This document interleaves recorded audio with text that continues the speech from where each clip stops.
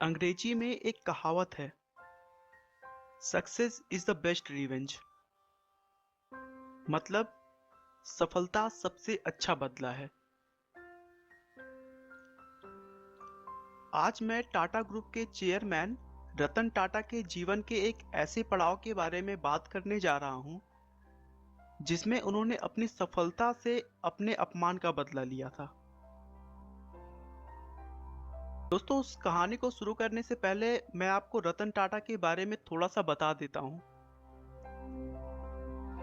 रतन टाटा का जन्म 28 दिसंबर 1932 को मुंबई में हुआ था। ये टाटा ग्रुप के फाउंडर जमशेद जी टाटा के पोते हैं। 1991 में उन्हें टाटा ग्रुप का चेयरमैन बना दिया गया। उसके बाद रतन टाटा के देखरेख में ही टाटा कंसल्टेंसी सर्विस की शुरुआत हुई। उसके बाद उन्होंने टाटा चाय, टाटा मोटर्स, टाटा स्टील जैसी कंपनियों को शिखर पर पहुंचाया। भारत सरकार ने रतन टाटा को 2 बार पद्म विभूषण द्वारा सम्मानित किया। ये सम्मान देश के तीसरे और दूसरे सर्वोच्च नागरिक का सम्मान है। टाटा का बिजनेस 100 देशों में फैला हुआ है और उनकी कंपनी में करीब 6.5 लाख लोग काम करते हैं। दोस्तों, सबसे बड़ी बात टाटा ग्रुप की यह है कि वो अपने फायदे का 66% चैरिटी में दान कर देते हैं। दोस्तों, मुझे उम्मीद है कि आप रतन टाटा के बारे में थोड़ा सा जान गए होंगे। चलिए आप बात करते हैं उस घटना के बारे में जिसमें रतन टाटा ने अपने अपमान का करारा जवाब अपने सफलता से दिया था। बात उस समय की है जब टाटा ग्रुप ने 1998 में टाटा इंडिका कार बाजार में निकाली थी। रतन टाटा का यह ड्रीम प्रोजेक्ट था। इसके लिए उन्होंने बहुत मेहनत की थी, लेकिन इंडिका कार को मार्केट में रिस्पांस अच्छा नहीं मिला, जिसके कारण कुछ सालों बाद टाटा मोटर्स घाटे में जाने लगी थी। टाटा मोटर्स के साझेदारों ने रतन टाटा को कार व्यापार में हुए नुकसान की पूर्ति के लिए कंपनी को बेचने का सुझाव दिया और न चाहते हुए भी रतन टाटा को अपने दिल पर पत्थर रखकर यह काम करना पड़ रहा था।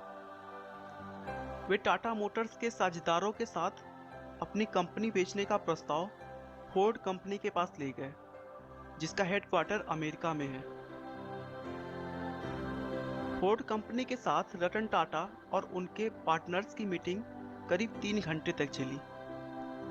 फोर्ड के चेयरमैन बिल फोर्ड ने रतन टाटा के साथ बहुत बदसलूकी सा व्यवहार किया और बातों ही बातों में यह कह दिया कि जब तुम्हें इस बिजनेस के बारे में कोई जानकारी नहीं है, तो फिर तुमने इस कार को लॉन्च करने में इतना पैसा क्यों लगाया? हम तुम्हारी कंपनी को खरीदकर बस तुम पर एहसान कर रहे हैं। यह बात रतन टाटा को दिल पर लग गई। वह रातों रात अपने पार्टनर्स के साथ उस डील को छोड़कर वापस चले आए। बिल फोर्ड की उन बातों को रतन टाटा भुला नहीं पा रहे थे। वह उनके दिमाग में बार बार आ जा रही थी। उसके बाद रतन टाटा ने अपनी कंपनी किसी को भी ना बेचने का निर्णय किया।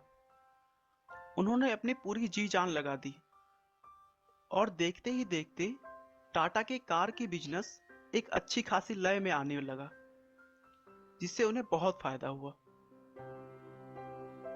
वहीं दूसरी तरफ फोर्ड कंपनी लॉस में जा रही थी और सन 2008 के अंत तक दिवालिया होने की कगार पर थी। उस समय रतन टाटा ने फोर्ड कंपनी के सामने उनकी लग्जरी कार जगुआर और लैंड रोवर के खरीदने का प्रस्ताव रखा और बदले में फोर्ड को अच्छा खासा दाम देने के लिए कहा।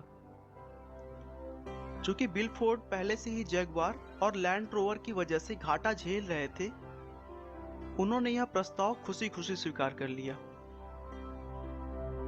बिल फोर्ड बिल्कुल उसी तरह अपने साझेदारों के साथ टाटा समूह के मुख्यालय पर पहुंचे, जैसे कभी रतन टाटा बिल फोर्ड से मिलने उनके मुख्यालय गए थे। मीटिंग में यह तय हुआ कि जगुआर और लैंड रोवर ब्रांड 9300 करोड़ में टाटा समूह के अधीन होगा।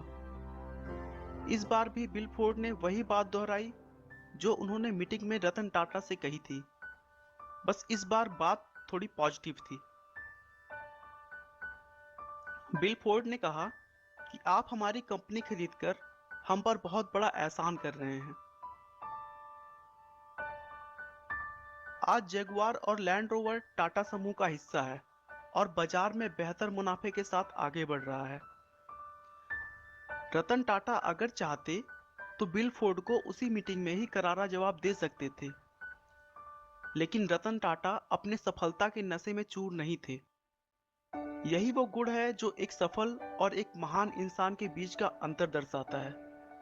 जब व्यक्ति अपमानित होता है तो उसका परिणाम क्रोध होता है, लेकिन महान लोग अपने क्रोध का उपयोग अपने लक्ष्य को प्राप्त करने के लिए करते हैं। आपका बहुमूल्य समय देने के लिए बहुत बहुत धन्यवाद।